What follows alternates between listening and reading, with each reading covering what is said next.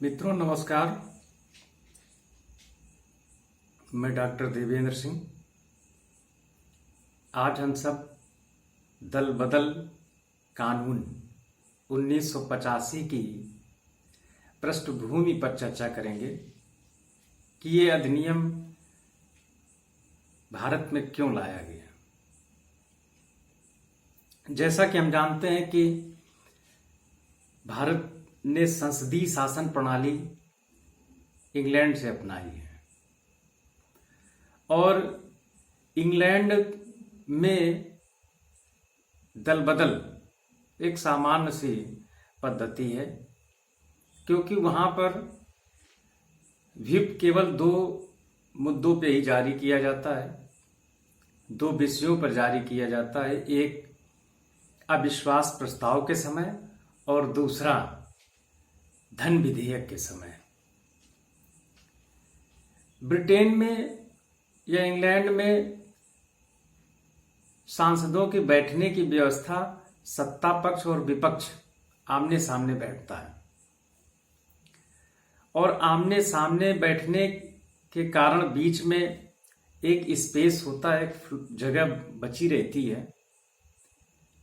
और यदि सत्ता पक्ष का सदस्य उधर जाना चाहता है विपक्ष की ओर, या विपक्ष का सदस्य सत्ता पक्ष की ओर आता है, तो फ्लोर को क्रॉस करना पड़ता है और वहां पर दल बदल को फ्लोर क्रॉसिंग के नाम से जाना जाता है।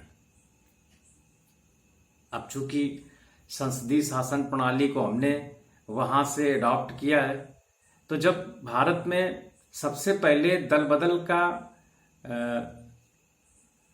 उदाहरण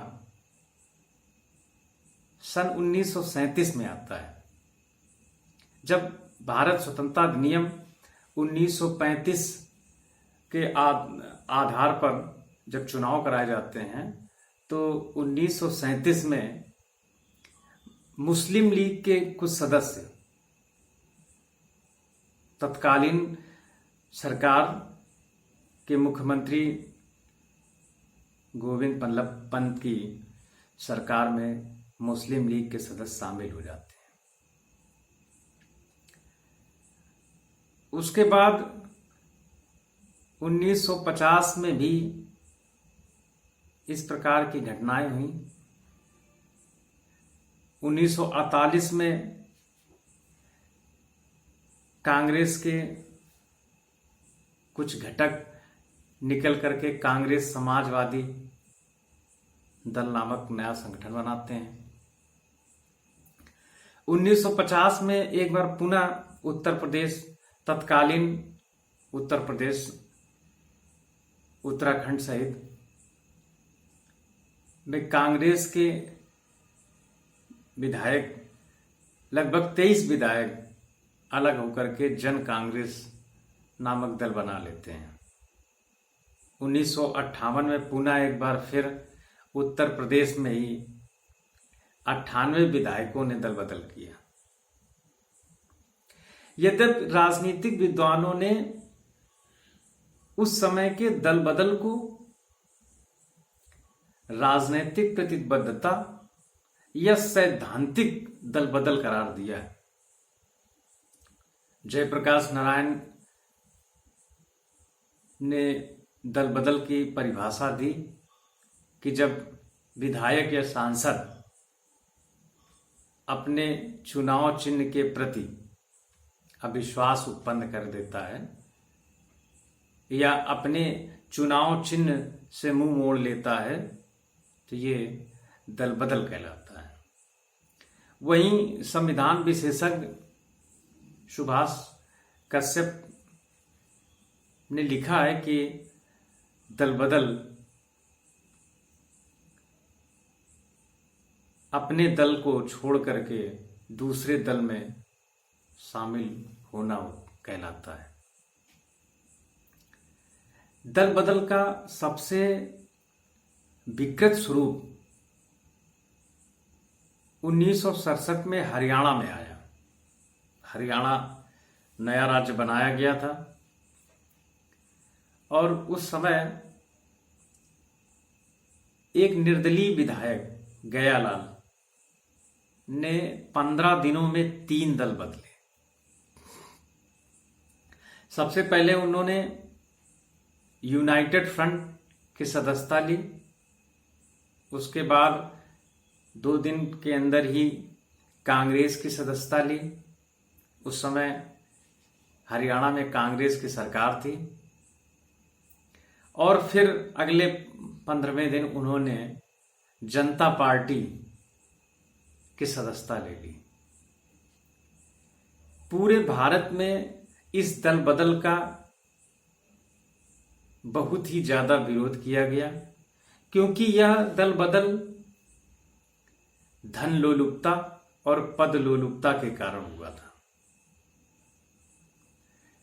1958 तक के दल बदल को हमारे राजनीति शास्त्र के विद्वानों ने नैतिक या राजनीतिक प्रतिबद्धता के द्वारा दल बदल करार दिया, किंतु 1967 की इस घटना को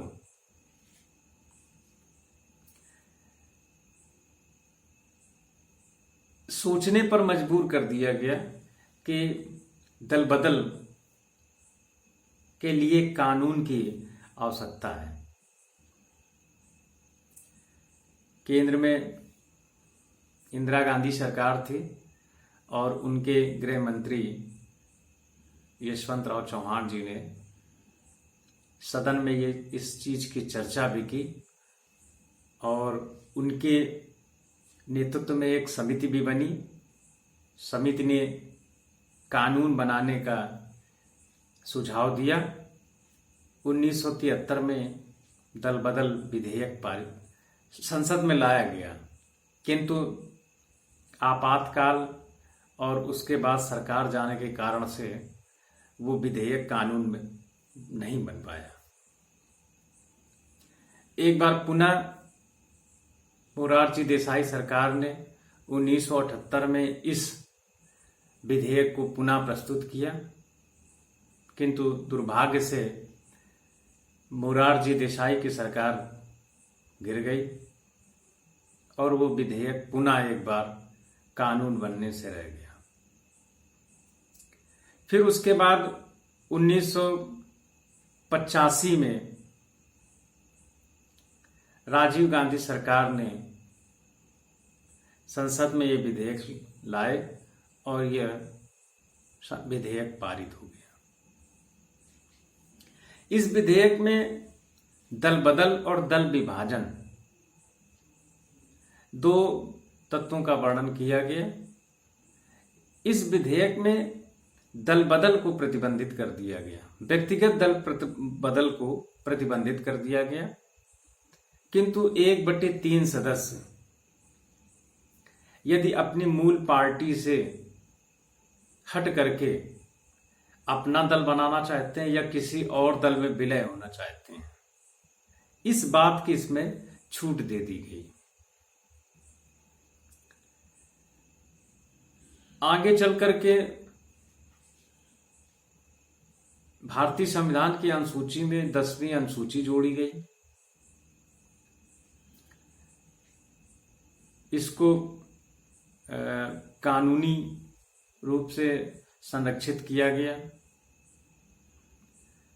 एक बार पुनः 2003 में दल बदल विधेयक 1985 में संशोधन किया गया और इस संशोधन में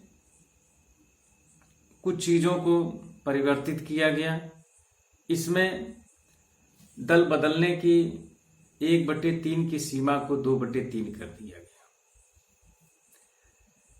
यदि 2/3 सदस्य सहमति से अपने मूल दल में हट करके नया दल बनाना चाहते हैं या दूसरे दल में विलय होना चाहते हैं, तो उनकी सदस्यता समाप्त नहीं होगी और शेष 1/3 दल उसकी भी सदस्यता पर कोई प्रभाव नहीं पड़ेगा और उसको मान्यता मिल जाएगी। चुनाव चिन्ह किसके पास रहेगा, इसका निर्णय चुनाव आयोग करेगा। दुर्भाग्य है कि दल बदल जनता के नाम पे ही किया जाता है। जनसेवा ना होने के आड़ पर ये दल बदल किए जाते हैं। यद्यप छली जनता ही जाती है। दल बदल ना हो, इसको रोकने के लिए ये कानून भी बौना साबित हो गया। धन और पद लोलुपता राजनीतिक प्रतिबद्धता को बदल देता है। मेरा मत है, मेरा सुझाव है कि दल बदलने वाले सदस्य को अयोग्य घोषित किया जाए।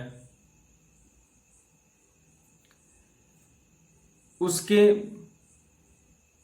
दूसरा स्थान जिस संसदीय चुनाव या विधायकी चुनाव में जिसको दूसरा स्थान मिला था, वह सीट उसको प्रदान कर दी जाए। इससे देश का धन बचेगा। या यदि चुनाव ही अगला चुनाव कराया जाए तो दल बदलने वाले सदस्य को 5 साल के लिए चुनाव लड़ने से प्रतिबंध लगा दिया जाए।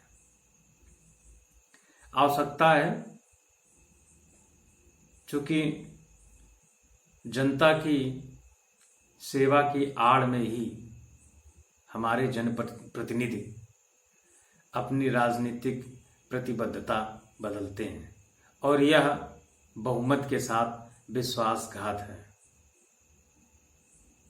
धन्यवाद।